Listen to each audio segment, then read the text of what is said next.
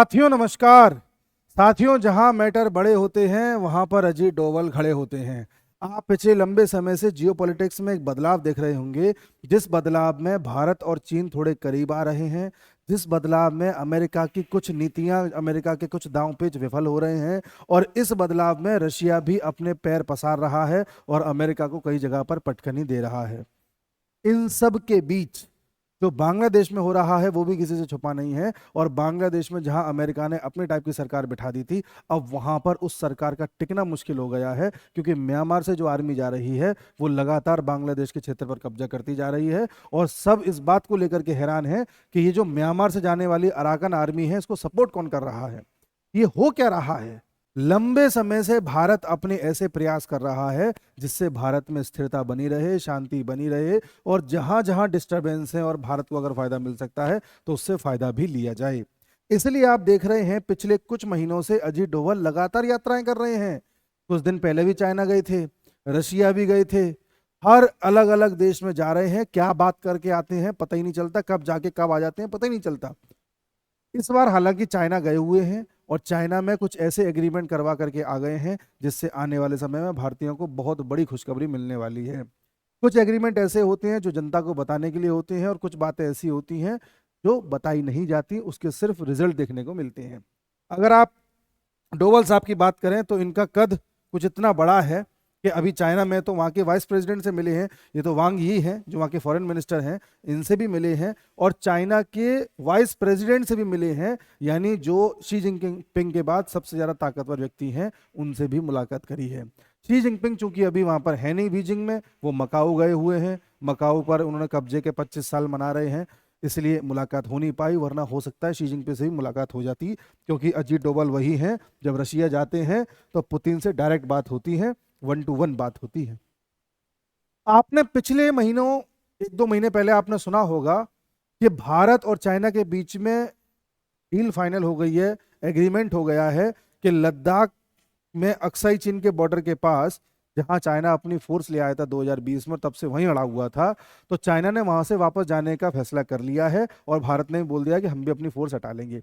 ये डील हो गई थी, ऐलान हो गया था दोनों देशों की तरफ से, उसी चीज को आगे बढ़ाना था।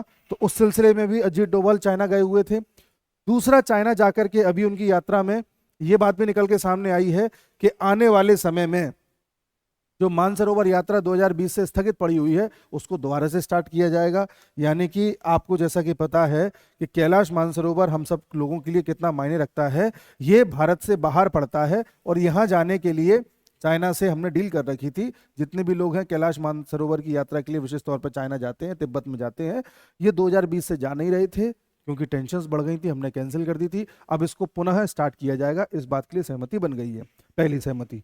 दूसरी सहमति बनवाई है अजीत डोभाल साहब ने बातचीत करके कि जो सिक्किम में नाथू ला है, एक दर्रा होता है, जैसे पहाड़ होते हैं, हिमालय है, तो हिमालय के बीच में कोई ऐसा दर्रा होगा, एक फ्लैट सा एरिया होगा जिससे यहां से उधर आप जा सकें, इसे ला बोलते हैं या पास बोलते हैं, दर्रा बोलते हैं। ऐसी एक दर्रा है नाथूला, जिसके जरिए पहले भारत से चाइना की ओर व्यापार होता था। इसको हमने सस्पेंड कर रखा था क्योंकि चाइना लगातार डोकलाम में अपना इंटरफेरेंस कर रहा था, और 2020 के बाद से तो हमने चाइना से कई सारे जो मार्ग हैं वो बंद कर दिए थे, जिससे चाइना को रियलाइज करा सकें कि हम भी कठिन स्टेप ले सकते हैं। तो तभी से नाथुला बंद था, अब इसको भी खोलने का हमने एग्रीमेंट कर लिया है, अब इससे भी हमारा व्यापार दोबारा स्टार्ट होगा। साथ ही भारत और चाइना के बीच में अब ये बात खुलकर के सामने आ गई है कि दोनों अपनी फौजों को वापस बुलाना स्टार्ट कर देंगे, अब यहां से फौजें भी पीछे हट जाएंगी। ये कुछ मेजर डेवलपमेंट हुए हैं। सवाल ये उठता है कि यह क्या इन जरासी बातों के लिए अजीत डोभाल वहां गए हैं? क्या इन जरासी बातों के लिए, जो सिर्फ एक मिनिस्टर लेवल पे भी हो सकती थी, उसके लिए अजीत डोभाल वहां गए हैं? वहां के वाइस प्रेसिडेंट क्या इतनी सी बातों के लिए अजीत डोभाल से मिलने आए हैं? क्या कारण है कि चाइना को एकदम से भारत से रिश्ते सुधारने जैसा पड़ गया? कारण है यूएसए में रिजीम चेंज। यूएसए में जैसा कि अब डोनाल्ड ट्रंप आ गए हैं, और हमने आपको पहले भी बताया है कि डोनाल्ड ट्रंप एक ऐसे व्यक्ति हैं जिनके लिए पैसा, डॉलर ही मैटर करता है। उन्हें इससे कोई मतलब नहीं है कि कहाँ पे लड़ाई हो रही है, कहाँ पर कौन मर रहा है, कहाँ पर कौन गिर रहा है, ना कोई मतलब नहीं है। डोनाल्ड ट्रंप को मतलब है पैसे से, और पैसे के मामले में यूएसए को चुनौती दे सकता है चाइना। इसलिए जब जब डोनाल्ड ट्रंप सत्ता में आते हैं तो उनके निशाने पर चाइना होता है, और चाइना पर टैरिफ लगाने की बात करते हैं, भारत पर टैरिफ लगाने की बात करते हैं। हाल फिलहाल में कनाडा पे भी बात कर रहे हैं, जबकि कनाडा तो यूएसए का राइट हैंड है। अब टैरिफ का मतलब क्या होता है, यानी भारत और चाइना से जो भी माल यूएसए में जाता है उस माल पर एक्स्ट्रा टैक्स लगा देंगे, जिससे माल महंगा हो जाए और यूएसए के लोग खरीद ना पाए। और जब यूएसए के लोग खरीदेंगे नहीं तो भारत और चाइना का माल वहां बिकेगा नहीं, फलस्वरूप हमको नुकसान होगा। तो ये धमकी लगातार वो देते रहते हैं, चाइना पर ज्यादा टैक्स लगाने की बात कर रहे हैं। तो चाइना को एक घबराहट है कि ऑलरेडी चाइना की जो फाइनेंशियल स्थिति है पिछले कई दशकों में सबसे बदतर स्थिति पे खड़ा हुआ है चाइना जी। ये है असली वजह जो चाइना बैकफुट पर आ रहा है।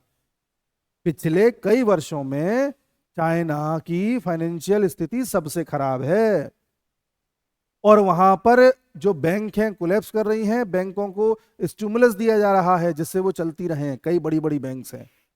दूसरा, चाइना में ओवर प्रोडक्शन हो रहा है। ओवर प्रोडक्शन का मतलब जरूरत से ज्यादा प्रोडक्शन हो जा रहा है, खरीदने वाला कोई है नहीं क्योंकि चाइना ने सबसे रिश्ते खराब कर रखे हैं। तीसरा, चाइना में डिफेंस में भी लोगों में एक डिससेटिस्फेक्शन है। वहां की जो फौज है वो शी जिनपिंग से खुश नहीं है। आप अगर कभी गौर करें तो आप पाएंगे कि शी जिनपिंग कभी बाहर जाते हैं और जो उनकी फ्लाइट है वो डायरेक्ट बीजिंग में लैंड नहीं करती, उनकी फ्लाइट लैंड करती है यहाँ जिंगजियांग प्रोविंस में। कहीं बाहर से आते हैं तो फ्लाइट यहाँ लैंड करती है, फिर ट्रेन के माध्यम से बीजिंग वगैरह जाते हैं, क्योंकि उनको डर है कि अगर सीधी फ्लाइट यहाँ ले गए तो हो सकता है कोई बीच में उड़ा दे फ्लाइट को।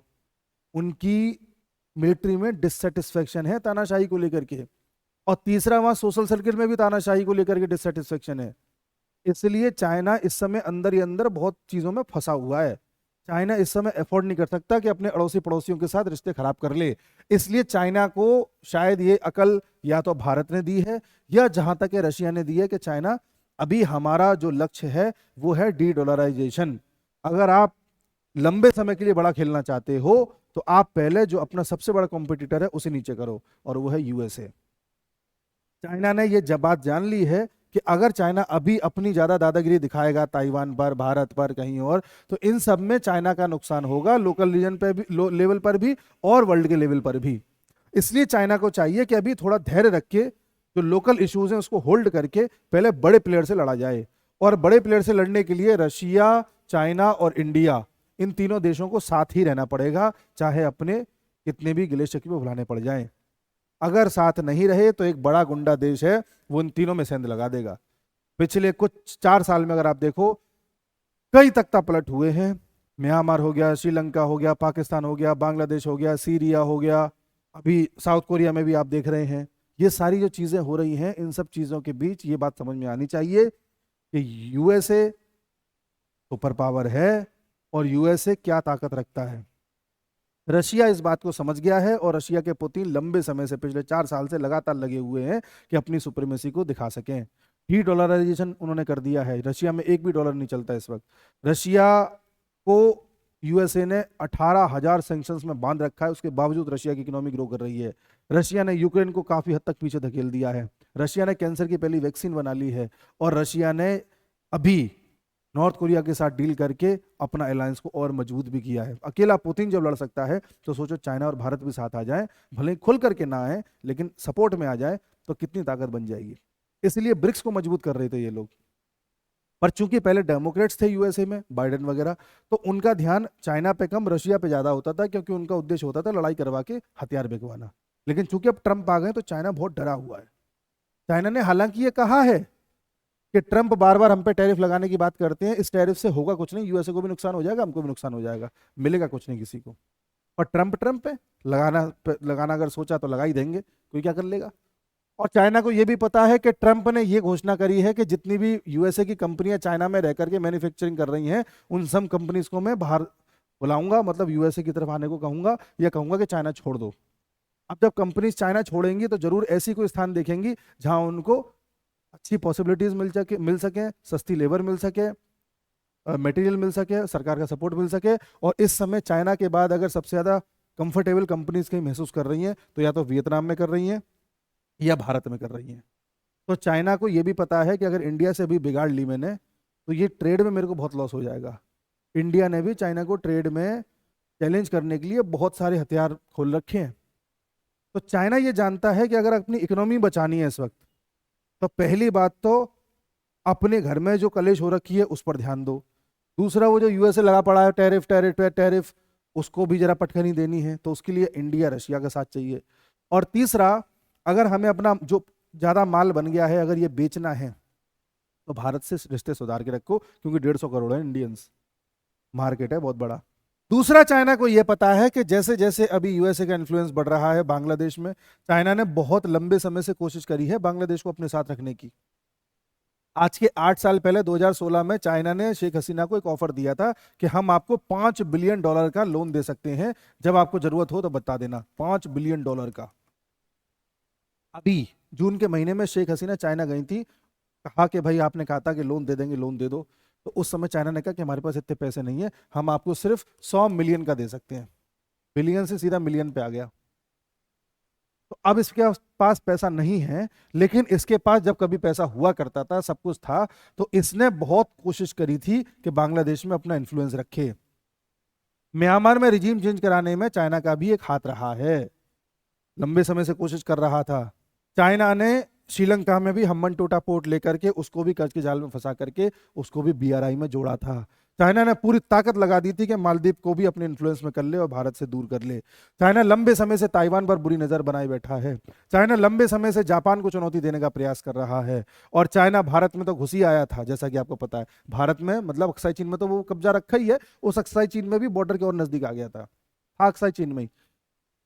उसके साथ ही चाइना बीआरआई भी जो प्रोजेक्ट है उसमें सीपैक भी बना रहा था, बीआरआई के तहत सीपैक भी बना रहा था। चूंकि बलूचिस्तानी लोग लगातार सीपैक पर हमला कर रहे हैं, तो चाइना का अब ये मंसूबा भी सफल नहीं हो पा रहा। चाइना ये जान गया कि यहां पर बलूचिस्तानी मेरा सीपैक नहीं बनने दे रहे, यहां भारत पीछे नहीं हट रहा, बांग्लादेश में यूएसए का इंटरफेरेंस हो गया, म्यांमार भी हाथ से निकल रहा है, मालदीव भी बाद में पलट गया, श्रीलंका को भी भारत ने बचा लिया, ताइवान पे मैं अभी कुछ कर नहीं सकता, जापान चूंकि सीधे अमेरिका से हाथ मिलाए बैठा है, तो अभी मेरे हाथ में कुछ है नहीं। तो घर में कलेश हो रखी है अलग, और उधर ट्रंप आके बैठ गया छाती पे अलग।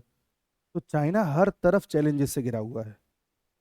इस समय वो हमसे हाथ मिला रहा है, हमसे करीबी बना रहा है, या हमारी चीज़ों को मान रहा है, तो इसलिए नहीं कि बहुत सुधर गया है, उसके अंदर बहुत ज़्यादा मानवता जाग गई है और हमें बहुत खुश हो जाना चाहिए कि हाँ हाँ हम दोस्त हो गए, दोस्त हो गए। नहीं, इन पे कभी भरोसा नहीं करना चाहिए। कम्युनिस्ट लोग हैं, कम्युनिस्ट लोगों का उद्देश्य होता है कि जब उन्हें सत्ता में आना होता है या उन्हें लगता है वो कमजोर पड़ रहे हैं, तो बहुत प्यार से बात करते हैं, आप ही को ऊपर रखेंगे, और जैसे ही सत्ता में आएंगे फिर आपको ऐसे साइड करेंगे कि आपको पता भी नहीं चलेगा। एक्सपेंशनिस्ट इनकी पॉलिसी होती है, विस्तारवाद की इनकी नीति होती है, तो ये सुधरेंगे नहीं कभी भी। तो आप ये कभी मत सोच लेना कि चाइना सुधर गया, इंडिया चाइना एक हो गए, नहीं। जैसे ही इसकी स्थिति ठीक होगी ये तुरंत फन मारेगा। भारत ने भी चाइना को, अभी जितने भारत ने रोक लगा रखी थी कि ये हम अपने यहाँ नहीं बिकने देंगे, ये अपने यहाँ नहीं बिकने देंगे, ये अपने यहाँ नहीं बिकने देंगे, कई चीज़ों पे अभी भी रोक लगा रखी है। सिर्फ अलाउ किया है चाइना से फॉरेन डायरेक्ट इन्वेस्टमेंट आना। अगर चाइना से कोई आके अपनी यहाँ फैक्ट्री लगाना चाहे तो लगा सकता है, कोई चाइनीज ही क्यों ना सही, कुछ शर्तों के साथ, तो इससे भारत का फायदा होगा। लेकिन चाइना ये सोचे कि अपना माल आके बेच लेगा पहले की तरह खुलेआम, तो नहीं। हालांकि अभी भी चाइना का माल काफ़ी बिक रहा है, हम ट्रेड डेफिसिट में हैं, घाटे में हैं, लेकिन अब उसको एकदम बंद नहीं कर सकते ना, जब तक हमारे पास विकल्प नहीं आएगा। तो चाइना में जो अजीत डोवल गए हैं, वो पहली बात तो 2-3 बातें करके आई हैं जो मैंने आपको बताई है। उससे ज़्यादा ज़रूरी चीज़ जो सामने आ रही है वो है कि बांग्लादेश का क्या करना है।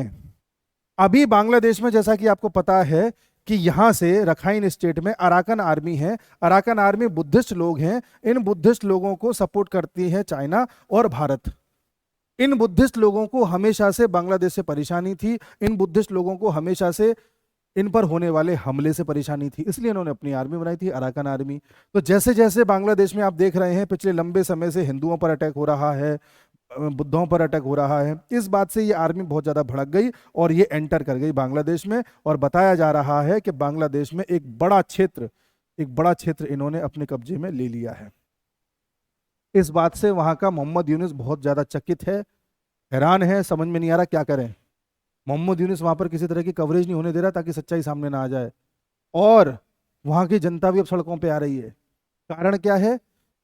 बांग्लादेश में जो 50% बिजली जाती है वो भारत से जाती है, 50% से भी ज़्यादा, और उसमें भी भारत ने अब 50% बिजली को काट दिया है। अडानी जो बिजली पहुंचाते थे बांग्लादेश में, उसमें भी लगभग 1400 मेगावाट पहुंचाते थे, उसमें भी 50% कटौती कर दी है। और जो त्रिपुरा से बिजली जाती थी वो पूरी तरह से बंद कर दी है भारत ने। भारत ने चीनी देना बंद कर दिया है, भारत ने आलू देना बंद कर दिया है, भारत ने टमाटर देना बंद कर दिया है। बांग्लादेश भूखा मर रहा है इस वक्त, बिजली उसके पास है नहीं। जब से बांग्लादेश में तख्ता पलट हुआ है, 4-5 महीने हो गए, तब से लेके अब तक वहां पे मिलों में काम करने वाले लोगों को उनका वेतन नहीं मिला है। बांग्लादेश की जमीन जा रही है अलग, और बांग्लादेश में इस समय लोग सड़कों पे आकर के ये मांग कर रहे हैं कि मोहम्मद यूनुस को हटाओ, और अपनी मिलिट्री से लड़ रहे हैं जी। पर आप कहोगे खबरें तो आनी नहीं सामने, खबरें ये आएंगी ही नहीं सामने, मोहम्मद यूनुस आने ही नहीं दे रहा है।